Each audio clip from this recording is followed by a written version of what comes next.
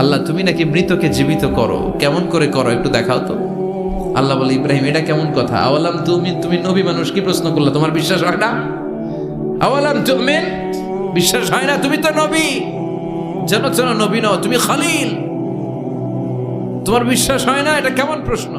সাইয়েদনা ইব্রাহিম বললেন, বালা, বিশ্বাস হয়, ওয়ালাকিন লিয়াতমাইন্না কলবি, কিন্তু দেখলে ভাল লাগবে, দেখলে ভাল লাগবে, দেখলে অন্তরটা ঠান্ডা হবে। সুবহানাল্লাহ পড়ে। সাইয়েদনা ইব্রাহিম বললেন, বালা ওয়ালাকিন লিয়াতমাইন্না কলবি, আল্লাহ অবশ্যই বিশ্বাস করি, কিন্তু দেখতে পারলে কলিজাটা ঠান্ডা হয়ে যাবে। বিশ্বনবীর অভ্যাস ছিল ওনার স্ট্যান্ডিং পয়েন্ট উনি ক্লিয়ার করে দিতেন।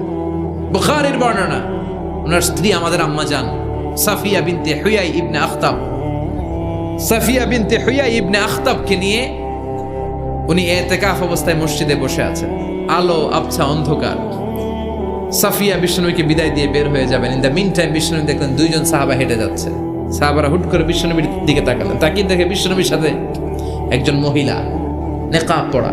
দেখেই সাহাবারা মুখটা ঘুরিয়ে দ্রুত চলে যেতে লাগলেন। বিশ্বনবী বললেন, এই আলা রিসলিকুমা, দাঁড়াও। বুখারীর বর্ণনা।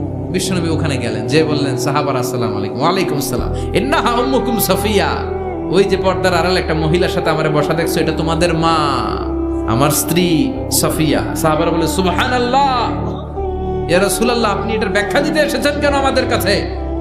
আমরা কি কিছু মনে করেছি নাকি? আপনি কোনো মহিলার সাথে বসা মানে তো আমাদের আম্মা জানের সাথেই বসা।